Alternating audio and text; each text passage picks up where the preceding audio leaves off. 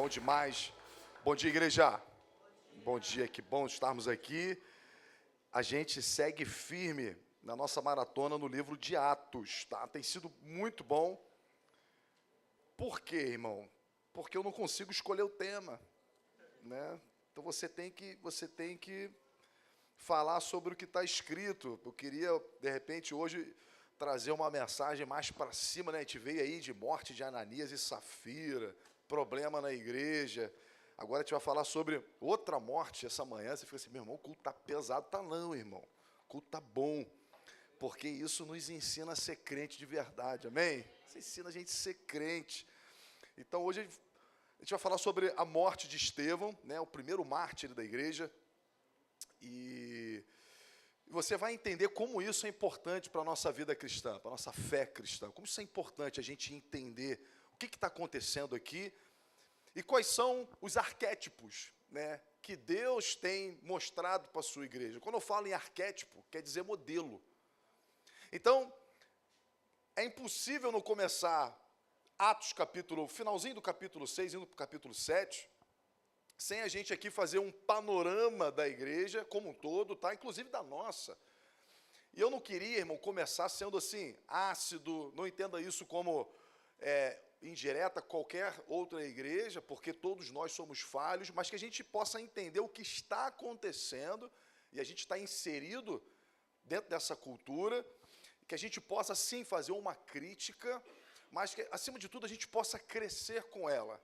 Tá bom, irmão? A gente não quer ser uma igreja chata, que fica apontando erros, mas que a gente possa apontar os erros com lágrimas nos olhos, se arrepender e dizer, Senhor, guarda o meu coração, porque eu não sou melhor do que ninguém. Guarda o meu coração, porque eu não sou mais crente do que ninguém. E se tem irmãos falhando, Senhor, talvez eu esteja falhando com eles, se eu não estiver, guarda o meu coração, para que eu não chegue nesse lugar. Então, perdão, irmãos.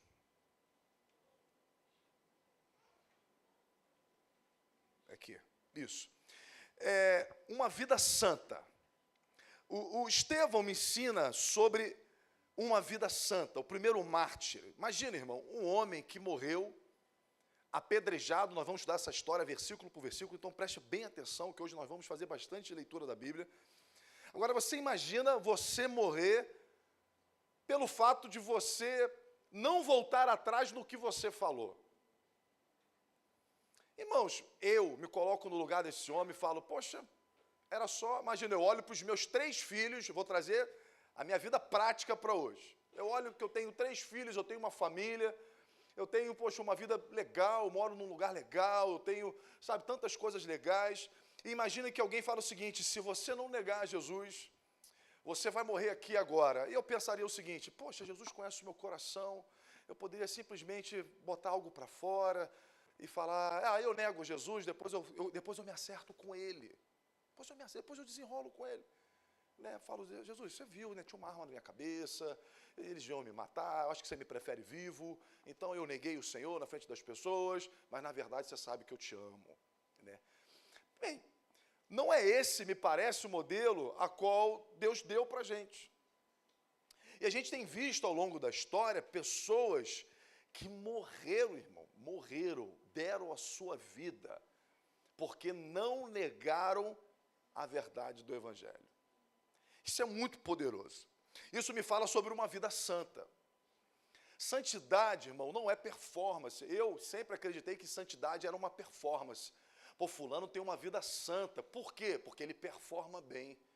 Né? Ele parece que ora bastante, ele conhece muito a Bíblia, ele tem, sabe, ele representa um símbolo de santidade. Só que a Bíblia não diz que santidade é performance.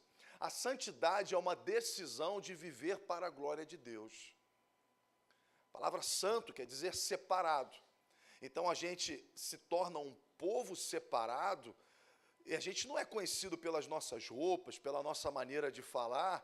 Não, isso não traz santidade. Isso pode ser uma consequência de santidade, mas isso não traz santidade. A santidade é uma decisão de viver para a glória de Deus. Mas me parece, irmão, que santidade não é um tema apreciado pela igreja de hoje. Se nós fizermos hoje uma conferência sobre santificação, eu tenho a sensação de que vão vir poucas pessoas. E eu falo por mim. Falo por mim. Não quero me parecer aqui uma pessoa melhor do que ninguém. Mas é difícil você ver nas conferências, mundo afora, vida santa. E você vê essa conferência assim, bombando. Existem temas mais atrativos, porque fazem parte da nossa cultura. Porque a vida santa está à margem da igreja. A gente precisa fazer essa crítica. Por que santidade não é um assunto hoje que está no coração da igreja? E aí a gente pode perceber que nós temos nos transformado numa igreja evento. Numa igreja que oferece muito entretenimento, muitas programações. E me parece que a igreja hoje tem amado muito o palco, a performance e a celebridade. Eu participei de uma reunião, é difícil, que as coisas são gravadas aqui, né? Se fosse só a gente, né? Então eu vou falar um pouco menos. Mas eu participei de uma reunião de um movimento que se tem no Brasil, que é conhecido como Marcha para Jesus. Nada contra, irmão, nada contra. Desde que aquilo se estabelece um propósito. E aí me perguntou o seguinte, você vai? Eu falei, cara, eu não sei, vamos ver, cara, sábado é um dia que a gente é para a família, essas coisas todas. Mas quem é que vai na marcha? Aí você coloca o nome das pessoas que vão e diz que você gasta 500 mil reais para fazer uma marcha para Jesus. Eu falei, mas para que gastar 500 mil reais? Porque se você não trouxer A, B ou C, as pessoas não vêm. Então a marcha não é para Jesus, não é verdade? Não fica óbvio? Se fulano não vier, eu não vou lá, então, mas Jesus está lá. Mas se fulano não for, eu não vou, então a marcha não é para Jesus. Por que eu estou falando isso? Porque me parece que a cultura da celebridade, ela tem entrado na igreja. E a gente precisa entender qual é a marca, irmão, de um homem santo. Qual é a marca de uma mulher santa? Não é a celebridade, porque as testemunhas de Jesus na Bíblia, elas não são parecidas com os atores de Hollywood, não é verdade, irmão? Que carregam as marcas da celebridade, que são muito mais associadas às marcas da vaidade. Mas o santo, a Bíblia vai dizer que o homem santo, a mulher santa, o que faz com a mão direita, a esquerda não sabe. É uma vida santa. A mão direita faz, a esquerda não sabe. A vida santa, ela é muito mais desenvolvida nos bastidores do que no palco, irmão. A vida santa, ela está na compra do pão na padaria, está no trato dentro de casa. A vida santa, ela acontece fora do palco. Mas, infelizmente, a nossa igreja tem valorizado muito o palco, a performance, a cultura da celebridade, dos seguidores, não é verdade? Você fala o seguinte, José, você conhece João fulano? Não, não conheço. Visita o Instagram dele. É ou não é verdade que eu vou falar com você? Aí você olha direto o número de seguidores dessa pessoa. 2.800.000. Meu irmão, deve ser um homem de Deus. Deve ser um homem de Deus. Eu estou dizendo que quem tem seguidor não é homem de Deus? Não é isso que eu estou querendo dizer. Mas a gente está tão mergulhado numa cultura de celebridade que a gente acaba definindo ou abrindo o nosso coração para que essa pessoa está dizendo, porque essa pessoa é uma pessoa famosa. Sendo que as marcas da santidade são marcas que não se veem em feed de Instagram, e não se veem de forma pública, porque são marcas que nós carregamos no nosso interior. O que a mão direita faz, a esquerda não sabe. Então nós estamos absorvendo essa cultura da celebridade, da vida, né? A gente fala de morte por mártir. Não, Deus não quer isso, irmão. Deus quer vida e abundância. Claro que Ele quer vida e abundância. Mas se você não tem algo por qual morrer, com certeza você não terá motivos de viver por esse algo. Esse é o princípio do mártir que nós vamos trabalhar hoje. Se você não é capaz de morrer por algo, você também não é capaz de viver por esse algo. E nós estamos hoje trazendo, né, o arquétipo, né, o modelo do que Deus espera de nós, que é uma vida santa. E uma vida santa, mais uma vez, é uma decisão de viver exclusivamente para a glória de Deus. Pautarmos as nossas decisões de Isso glorifica a Deus? Isso agrada a Deus? Fazendo isso, Deus está sendo glorificado? Se sim, nós fazemos, se não, nós não fazemos. E não o que é bom para mim, o que é bom para a minha vida pública, ou o que é bom para a minha vida social. Não, não é dessa forma que a Bíblia nos ensina a ser. Porque a marca do discípulo de Jesus, mais uma vez, é a santidade. Né? Nós não nos podemos tornar uma igreja jesuíta. Lembra que os jesuítas faziam? Eu estou vendo um filme, eu me amarro naquela série Yellowstone. Né? Não sei se todo mundo gosta, já acompanha. E aí está vendo várias outras séries, né? Você tem 1800, não sei o que lá. Eu estou vendo a 1923 agora, com aquele ator do Indiana Jones. E tem uma parte lá que tem uma escola para índios. E tem as freiras ensinando as índias a serem uma cristã de verdade. Só que essas freiras espancam as índias, abusam das índias, e elas falam o seguinte: eu faço isso para que você aprenda a ter uma vida santa. Olha só que loucura. É como se aquele princípio de Maquiavel, né? Os fins justificam os meios. E a gente não pode se tornar uma igreja jesuíta. Né? Uma igreja que, em nome de Deus, vale tudo. Vale o que for necessário.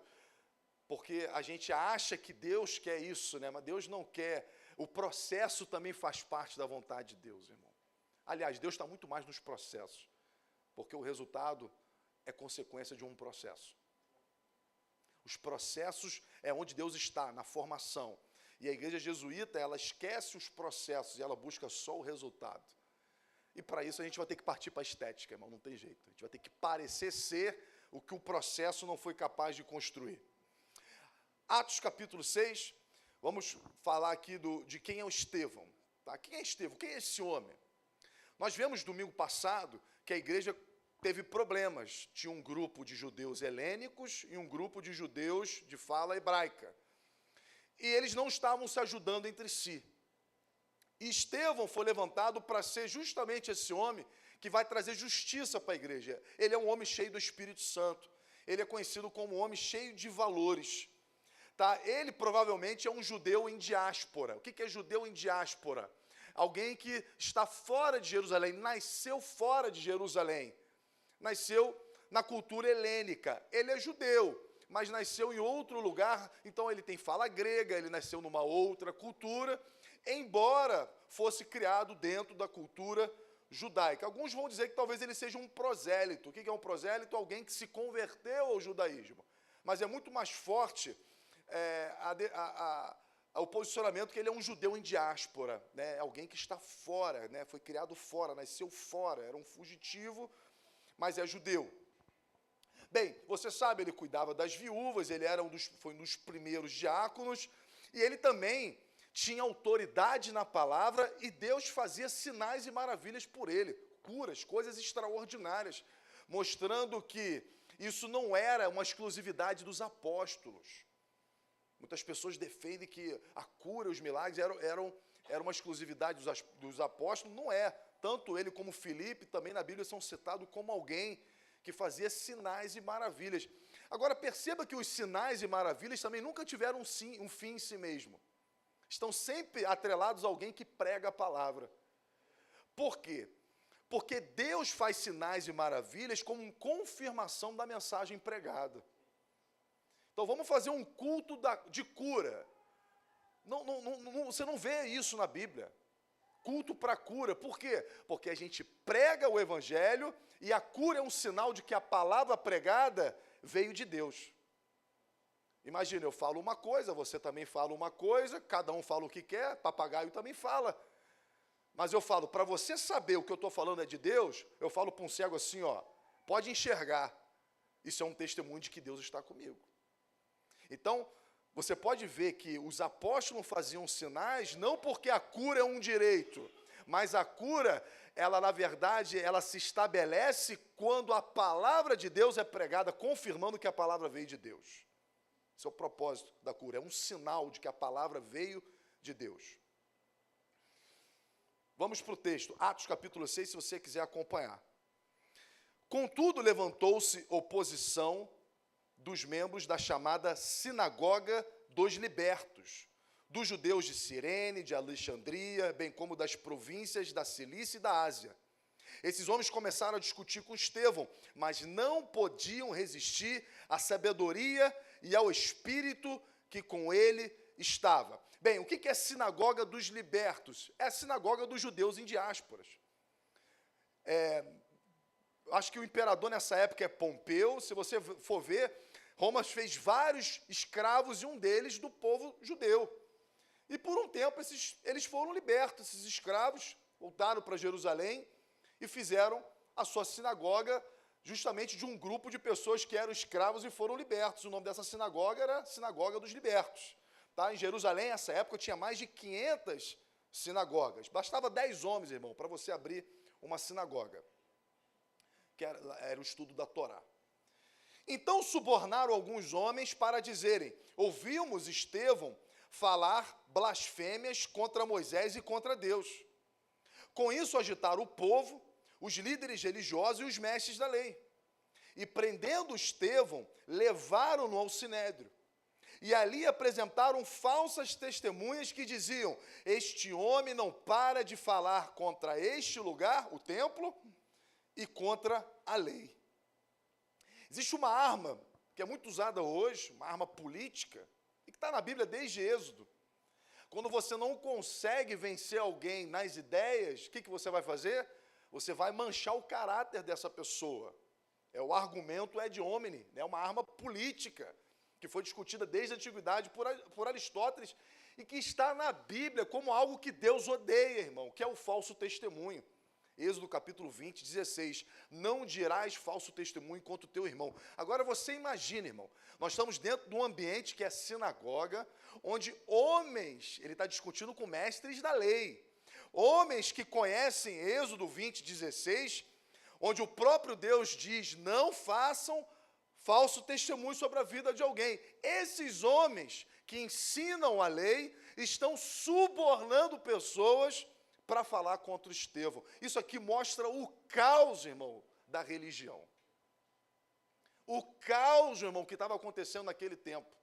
Não diferente dos tempos atuais, onde os fins justificam os meios, onde a vida santa não é mais um valor. A gente quer o quê? Os resultados. Então está aqui, homens subornando. Quem está subornando? Mestres das leis, homens que conhecem e estudam a Torá, porque não venceram ele na ideia, porque Estevão, irmão, ele entendeu o que aqueles homens não entenderam. O que ele entendeu? O Antigo Testamento. O Antigo Testamento é uma história que aponta para Jesus, e Estevão agora está argumentando isso com eles. Não é a lei pela lei, a lei não salva, irmão. A performance não salva. Não é o fato de você se vestir, o quanto você ora, o quanto você jejua, que faz com que Deus te aceite. A história do nosso povo está dizendo isso. Deus está escrevendo uma história de salvação. Ele vai trazer um Salvador. Foi Jesus que veio. E aquilo estava trazendo muita confusão, porque o que Estevão está falando, ele está conectando na história. E aqueles homens perderam o debate. E agora vão fazer o quê? Vão tentar manchar o caráter desse cara. Levaram ele para o sinédrio. E o que é o sinédrio, irmão? O sinédrio, o grande sinédrio, era o grupo dos juízes ali. São judeus, são homens, né, de fama ilibada, pessoas conhecedores da Torá. Eles formavam ali a corte e o legislativo supremo de Israel. Esse mesmo sinédrio que Estevão está, foi aquele que condenou a Jesus, e engraçado, da mesma forma, por suborno. O sinédrio subornou pessoas também para testemunharem contra Jesus. Lembra? Vocês querem que soltem Jesus ou Barrabás? Subornaram para gritar Barrabás, gritem Barrabás. A mesma forma, irmão, do mesmo jeito, a religiosidade, né? A religião, calando a voz da revelação da palavra. O sinédrio não tinha força, irmão, para condenar. Tanto é que Jesus não foi condenado à morte pelo sinédrio, mas por Roma. Mas nós vamos ver algo diferente aqui, tamanha era a raiva desses homens. Pois nós ouvimos dizer que esse Jesus, o Nazareno, essa é a acusação, destruirá este lugar e mudará os costumes que Moisés nos legou. Olhando para ele, todos que estavam sentados no sinédrio viram que o seu rosto parecia o rosto de um anjo. Você lembra de alguma coisa? Quando fala que Estevão está com o rosto parecido com um anjo. Lembra quando Moisés sobe um monte e ele está na presença de Deus, ele volta, o rosto dele o quê? Brilhava, irmão. Quando a Bíblia diz que o rosto dele parecia o rosto de um anjo, a Bíblia está dizendo, esse cara está na presença de Deus. Esse homem está cheio do Espírito Santo, ao ponto, irmão, de ser visível isso. Irmão, isso aqui é uma coisa extraordinária. Alguém olhar para a gente, a partir, não só a partir das nossas atitudes, olhar para a nossa expressão e dizer, você é uma pessoa diferente. O seu rosto é um rosto diferente. Porque Estevão vivia na presença de Deus, irmão. Isso é algo extraordinário. Assim como Moisés, que desce do monte com o rosto brilhando, Estevão está com o rosto, parecia um rosto de um anjo. Tamanho era o Espírito Santo na vida desse homem. Então, o sumo sacerdote perguntou a Estevão, são verdadeiras essas acusações? Você tem falado contra o templo? Você tem falado contra Moisés? Você tem falado contra a história do nosso povo? É uma pergunta muito simples, você é inocente ou culpado. Né? Todos nós temos uma tendência de nos defendermos, não é verdade? Quando a nossa, quando a nossa vida está em risco. Lembra uma fala de Satanás para Deus? Quando fala de Jó, Satanás diz, pele por pele, o homem dará tudo o que tem por sua vida. Aqui, irmão, vamos separar quem está na presença de Deus e quem não está. Sabe, aqueles que se posicionam na verdade do Evangelho, independente das consequências, a Bíblia vai dizer, essas são as testemunhas de Jesus. Porque Estevão está com a oportunidade de dizer o seguinte, olha só, eu me equivoquei nas minhas palavras, acho que eu falei coisas que foram mal entendidas, a gente pode conversar sobre isso, mas de cara eu quero dizer para você que eu fui mal compreendido, peço perdão ao Sinédrio, meus irmãos da sinagoga, vamos sentar e vamos conversar de novo sobre isso, mas esse assunto está encerrado. Acabou o problema. Ele continua vivendo a vida dele normalmente. Mas esse homem está cheio do Espírito Santo, irmão. E ele não vai negociar a verdade do Evangelho. Não vai negociar. E agora, Estevão começa a falar. A isso ele respondeu, irmãos e pais, ouçam-me. O Deus glorioso apareceu a Abraão, nosso pai, estando ele ainda na Mesopotâmia, antes de morar em Harã, e lhe disse, sai da tua terra, no meio dos seus parentes, e vá para a terra que eu lhe mostrarei. Então ele saiu da terra dos caldeus e se estabeleceu em Harã. Depois da morte do seu pai, Deus o trouxe a esta terra, onde vocês agora vivem. Deus não lhe deu nenhuma herança aqui, nem mesmo o espaço de um pé, mas lhe prometeu que ele e depois dele, seus descendentes possuiriam a terra, embora naquele tempo Abraão não tivesse filhos. Deus lhe falou desta forma, seus descendentes serão peregrinos numa terra estrangeira e serão escravizados e maltratados por 400 anos. Ou seja, Estevão começa falando da história de Israel. Estevão começa a falar em algo que eles concordam. Vocês estão dizendo que eu sou blasfemo? Olha só, eu concordo que o nosso Deus fez uma aliança com Abraão. A história do nosso povo começa com Deus indo até Abraão, nosso pai. Ele faz uma promessa, faz uma circuncisão. Ele começa a falar da história do povo, ele diz, eu faço parte desse povo, eu respeito a história do nosso povo. O Deus que procurou Abraão, o rei da glória, ele usa essa expressão, o rei da glória, que é uma expressão do rei Davi. Você encontra só em Davi essa expressão, rei da glória. Ele começa a mostrar que ele concorda. Eu não sou contra a história do nosso povo. Ele vai começar a mostrar, vocês entenderam errado a história do nosso povo. Mas sim, nós somos filhos de Abraão, Deus encontrou um homem, né, lá em Ur dos Caldeus, Deus falou com esse homem, prometeu a ele uma terra essa que a gente vive hoje. E aí Estevão começa a dizer, olha só, foi Deus que iniciou a nossa história, eu creio na aliança que Deus fez com o nosso povo, eu creio na circuncisão, eu creio na autoridade dos nossos patriarcas. E ali ele alcança 3 objetivos. Primeiro, a atenção do Sinédrio. Pô, o que ele está falando até então não tem nada de errado. Ele crê no chamado de Abraão, ele crê na autoridade dos patriarcas, ele crê na circuncisão, ele crê na história do nosso povo, ele ganha o respeito, né, com esse início, com o pessoal do Sinédrio. Bem, parece um garoto bom, ó, vou chamar esse cara para dar aula, ele está falando, está super correto, e mostrou que teme a Deus. Eu reconheço um Deus que fez uma aliança com o nosso povo. Pronto. Agora, irmão, ele vai entornar o caldo, né? Ele vai começar a entornar o caldo jogando 2 bombas. Primeira bomba, ele vai dizer o seguinte, olha só, Sinédrio, a história do nosso povo não é marcada por uma história de obediência. A história do nosso povo não é uma história marcada por homens e mulheres que se sujeitaram a Deus. A história do nosso povo é uma história de rebelião. O povo judeu se gabava que era o único povo a qual Deus havia se revelado, a qual Deus havia se revelado. Jesus diversas vezes discutia com os fariseus e eles falavam, ei, nós somos filhos de Abraão, ei, nós viemos de Moisés, nós somos filhos de Moisés, ei, nós somos parte de um povo a qual Deus se revelou. Através do nosso povo, Deus destruiu vários outros povos, porque Deus está conosco. Assim o povo judeu pensa até hoje. Nós fazemos parte do único povo, o povo exclusivo, a menina dos olhos do Senhor, são expressões usadas na Bíblia. Só que Estevão abre um parênteses, sim, nós somos a menina dos olhos do Senhor, mas dentro da história do nosso povo, existe uma história de rebelião, de rejeição ao plano de Deus, e Estevão começa a desenvolver isso.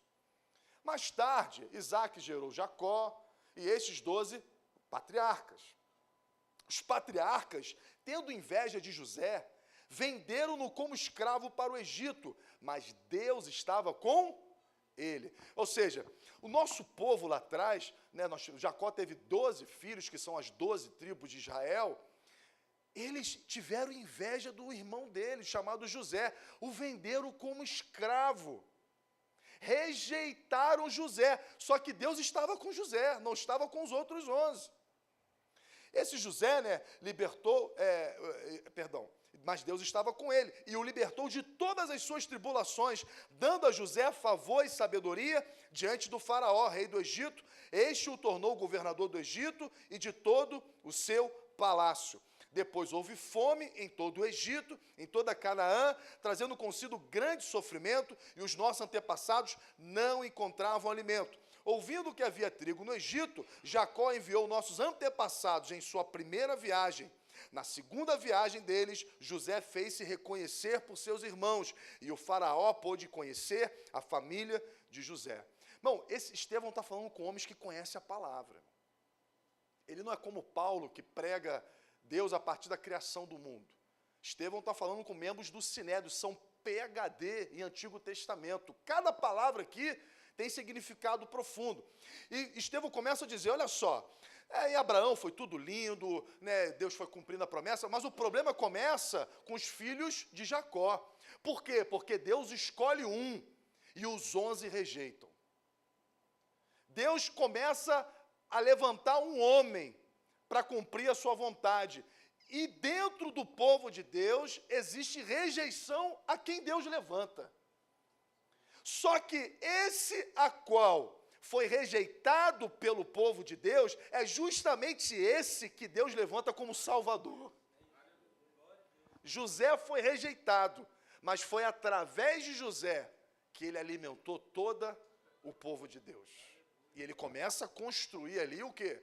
Um arquétipo, um padrão.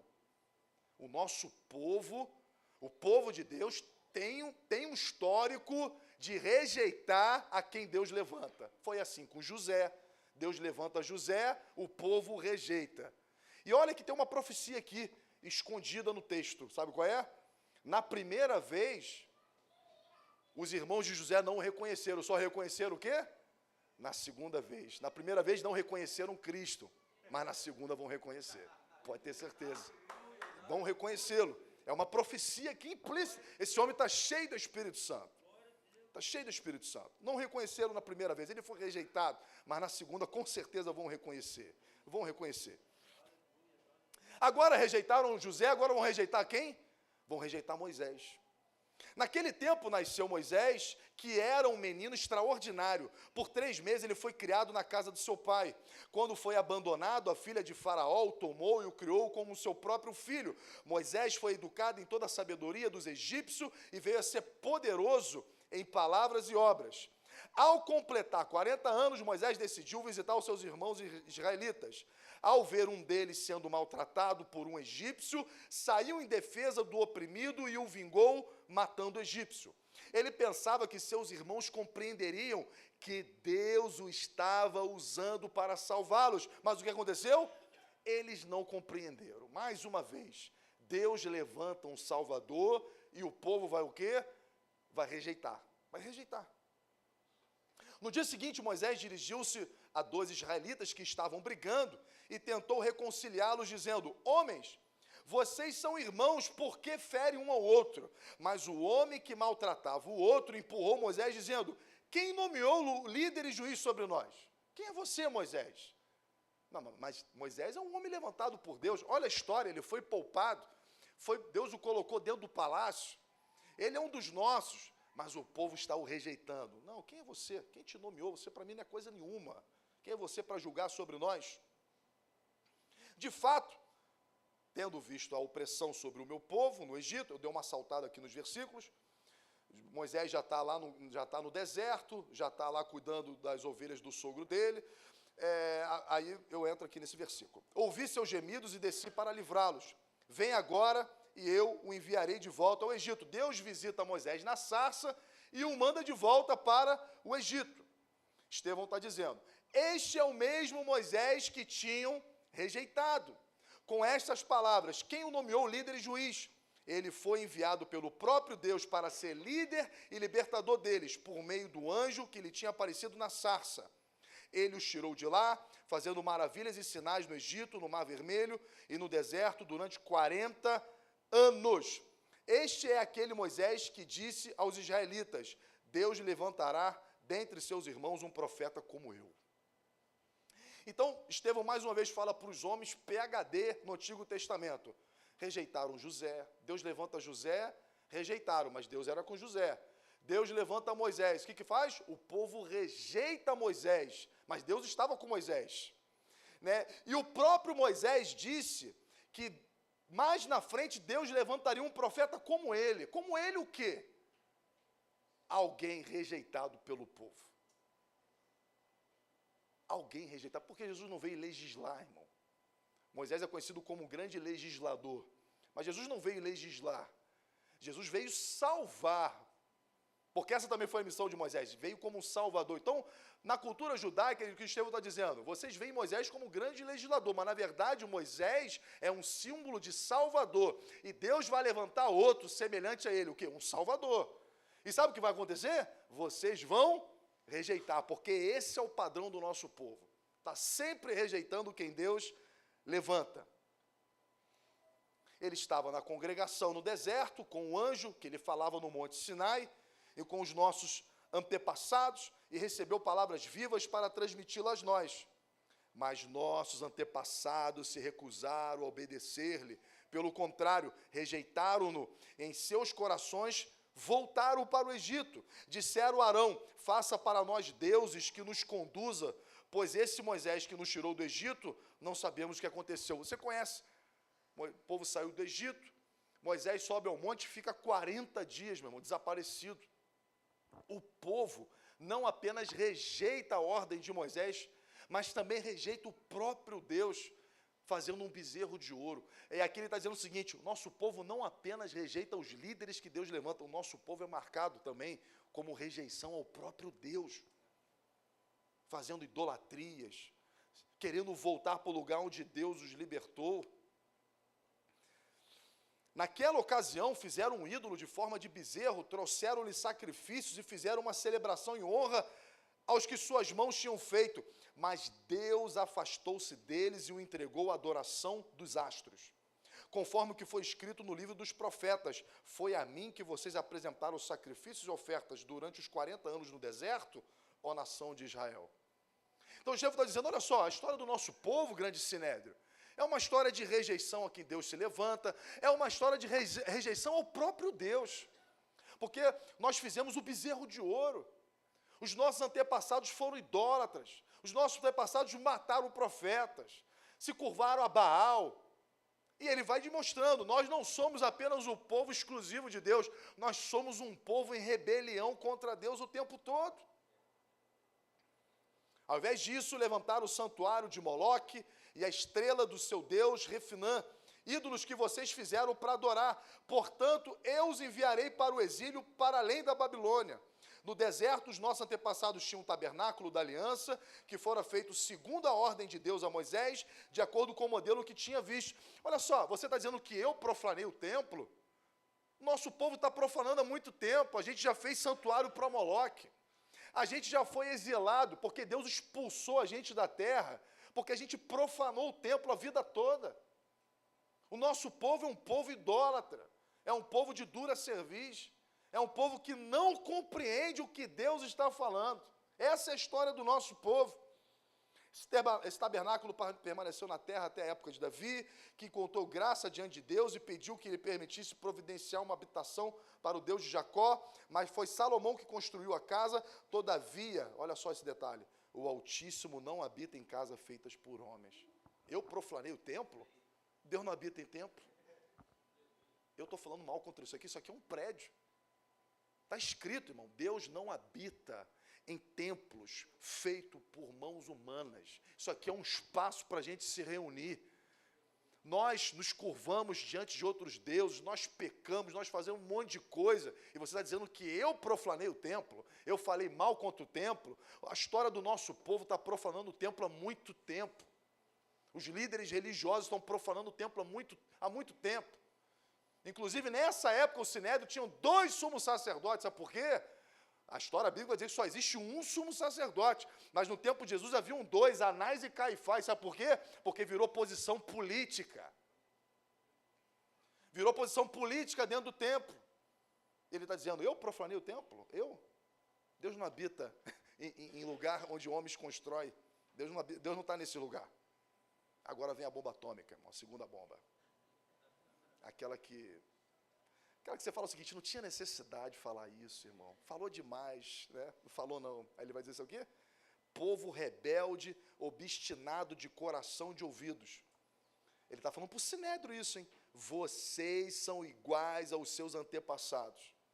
Sempre resistem ao Espírito Santo. Qual dos profetas os seus antepassados não perseguiram? Eles mataram aqueles que prediziam a vinda do justo, de quem agora vocês se tornaram traidores e assassinos. Sabe o que Estevão está falando? A história do nosso povo não é Abraão e pagão. A história do nosso povo não é circuncisos e incircuncisos. A história do nosso povo é uma história de quem ouve a voz do Espírito Santo e aqueles que não ouvem. Existe uma linha daqueles que andam com Deus e daqueles que não andam com Deus. E vocês, sinédrios, são da linha daqueles que não andam com Deus. Vocês fazem parte do povo que resiste à voz do Espírito Santo. Inclusive, Deus trouxe Jesus, o Salvador, e vocês fizeram como sempre fizeram, mataram a quem Deus levanta. Vocês são traidores e assassinos do plano de redenção. Vocês que receberam a lei por intermédio de anjos, mas não lhe obedeceram. Eu coloquei, a história, ela é dividida entre aqueles que andam em aliança com Deus e aqueles que andam em rebelião contra Deus. Não é circuncisos e incircuncisos, não é filhos de Abraão e gentios. Não é assim que a história é dividida. A história é dividida daqueles que andam e se alinham com a palavra de Deus e aqueles que andam em rebelião contra a vontade de Deus. E vocês, membros do Sinédrio, vocês andam em rebelião, porque, mais uma vez, vocês mataram a quem Deus levanta. E aqui, irmão, entra a nossa lição prática para o dia de hoje. Estevão faz essa mensagem para aquele tempo, para aquele momento, mas essa mensagem ecoa até hoje. Porque Deus não quer uma circuncisão estética, irmão. Deus não quer uma circuncisão estética. Deus não quer uma marca no nosso corpo estético. Deus quer o nosso coração circuncidado. Deus quer uma circuncisão no nosso coração. E um coração circuncidado nada mais é do que ouvir a voz do Espírito Santo e se render a Ele. É isso. Evangelho, irmão, é isso. Não se trata de empreendimentos, não se trata de conquistas, isso tudo faz parte do seu trabalho, do nosso esforço, da nossa dedicação. A gente não é a favor de pobreza, de miséria, não é isso que eu estou falando, nem de sofrimento. Mas essas não são a marca do nosso povo. As marcas do nosso povo estão em ouvir a voz do Espírito Santo e se submeter a ela. Não é, irmão, uma religiosidade estética. Não se trata do que a gente faz domingo, não se trata da nossa rotina automática, e nem das nossas palavras vazias. Mas se trata do que está dentro do nosso coração e o que o Espírito Santo representa isso.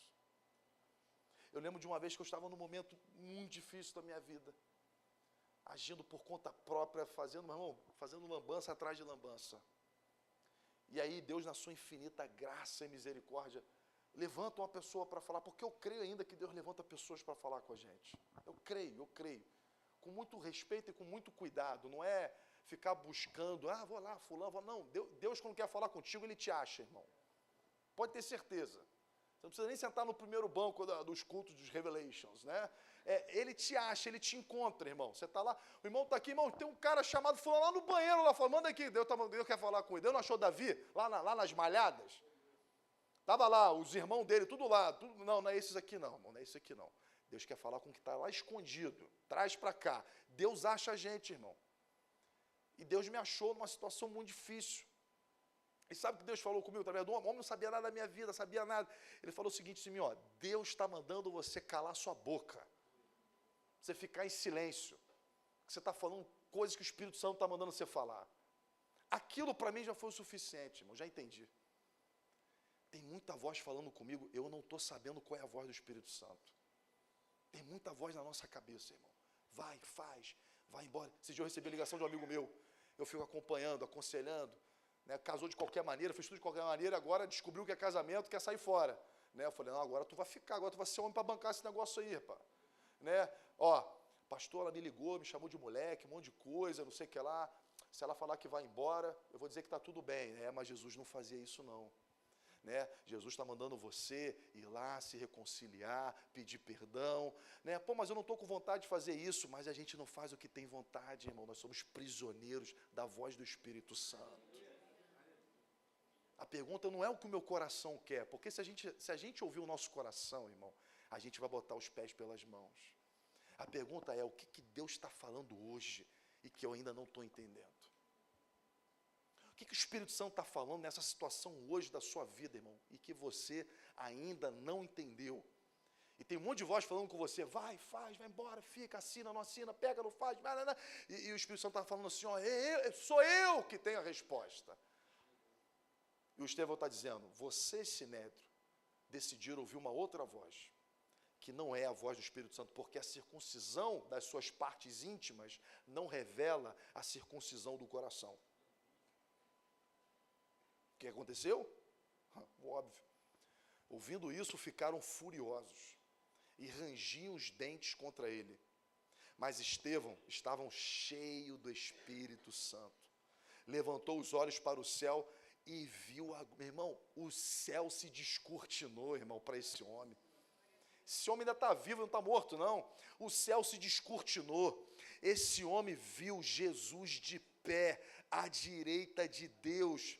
E ele disse, veja o céu aberto e o Filho do Homem de pé, à direita de Deus. Sabe quantas vezes Jesus está de pé ao lado de Deus na Bíblia? A Bíblia diz que ele está sentado ao lado de Deus, mas de pé é aqui, irmão.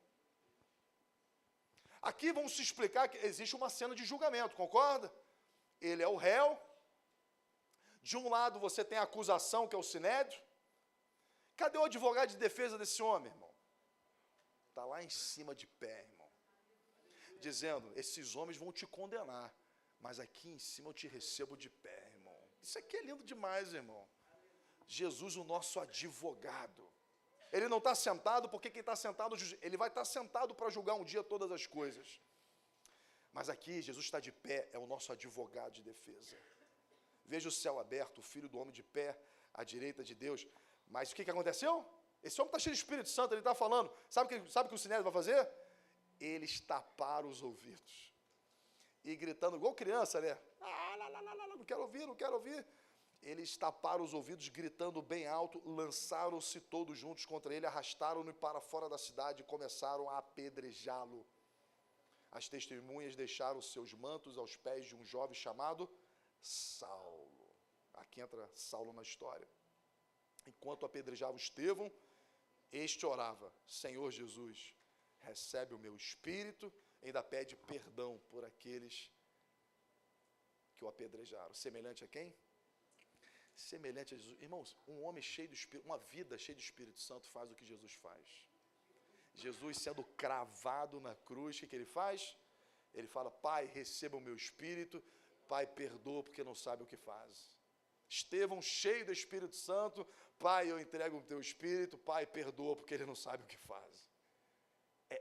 É um modelo. Esse sim é o imitador de Jesus, na vida e na morte. Você vai ver que muitos outros também viram a glória de Deus. Isaías, o que eles têm em comum? Rejeitado e martirizado. Ezequiel, rejeitado e martirizado. Moisés não foi martirizado, mas foi rejeitado pelo povo, mas viu a glória de Deus no monte.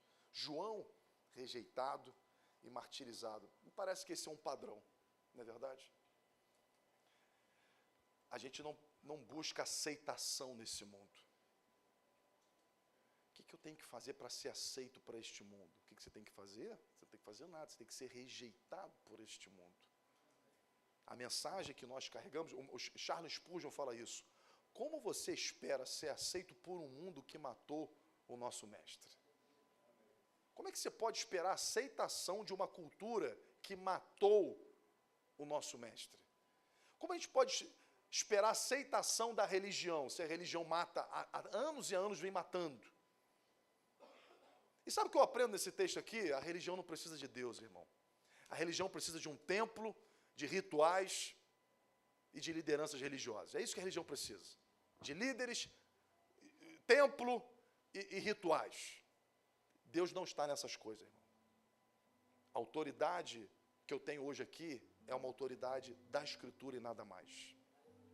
Se eu falar qualquer coisa, eu e qualquer um, fora das Escrituras, eu não tenho autoridade para isso. Nós somos cativos ao Espírito Santo, irmão. A nossa obediência vem do Espírito Santo. A nossa vida deve satisfação ao Espírito Santo. Hoje nós estamos mergulhados, irmão, numa igreja avatar.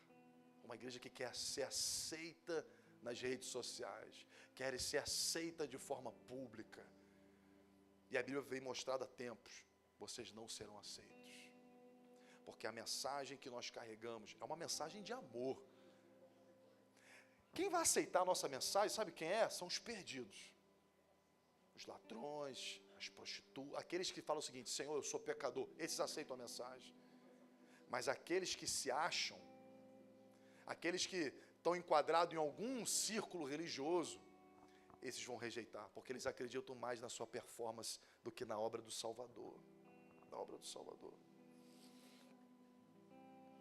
E eu encerro aqui, já pode ficar de pé comigo, por favor. Cuidado com a religião, irmão. Cuidado para a gente não transformar, sabe, a nossa vida numa vida religiosa. Ah, eu sou filho de pastor, eu fui criado na igreja. Ah, eu participei de tantos retiros. A pergunta é, isso levou você a um lugar de santidade? A minha história é uma história dessa. Nasci numa família cristã. Pais que são exemplos de oração, de vida com Deus. Minha juventude, nunca fui para Bahia, Salvador, retiro, e foi muito bom para mim. Mas a pergunta é, tudo isso me levou a uma vida santa ou uma vida religiosa? Isso tudo me ensinou a ouvir a voz do Espírito Santo, ou apenas virou uma performance para que as pessoas olhem para mim e digam, olha que homem de Deus, olha que homem de oração, olha que coisa maravilhosa, olha que coisa legal, e minha vida destruída, completamente destruída por dentro. Por quê? Porque o Espírito Santo já não fala mais. Eu quero encerrar aqui com a frase do Martin Luther King, né? Se você não está pronto para morrer por alguma coisa, você também não está pronto para viver por ela. É isso. Evangelho é isso, irmão. Morte, isso é fanatismo. Não é fanatismo, irmão. Porque quem não está disposto a morrer por ele, jamais viverá por ele. E sabe, você morreria por Jesus, essas coisas todas? Não me faça essa pergunta em público, pelo amor de Deus. Mas o meu coração hoje está convencido que eu preciso cada vez mais permitir que isso seja uma decisão que algum dia não seja colocada na balança. Diante de situações, porque vida e morte é uma coisa muito dura de se falar, mas a gente negocia em pequenas coisas. A gente mente quando é conveniente a gente negocia quando é conveniente a gente está muito mais preocupado se A, B ou C vão saber, porque Deus já sabe. A gente convive muito bem, Deus sabendo dos nossos pecados, a gente só se envergonha quando o outro sabe. Sabe o que é isso, irmão? Isso é vida religiosa. Porque Deus conhece o nosso levantar e o nosso deitar. Deus já conhece a nossa vida completa. E a gente não precisa ser exposto publicamente para a gente se arrepender. Só em saber, irmão, que a gente está pecando contra o Espírito Santo. Isso já é motivo de nos colocarmos de joelhos e dizer, Senhor, me perdoa. Ninguém sabe, mas o Senhor sabe. O Senhor sabe que o meu coração é um coração afastado, um coração gelado. Pai, me perdoa, Senhor, eu quero voltar àquele primeiro amor, Senhor. Eu quero voltar para aquele lugar que o Senhor fala, e o meu coração se rende, porque isso é conversão. Conversão não é mudança de hábito, mudança de rotina. Conversão começa quando a gente desiste de nós mesmos. Eu desisti. Por isso que essa pauta gay, Deus ama. Sabe por que não cabe essa pauta dentro do Evangelho?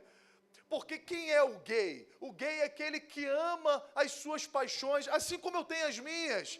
Mas o convertido, ele desiste das suas paixões para viver para Deus.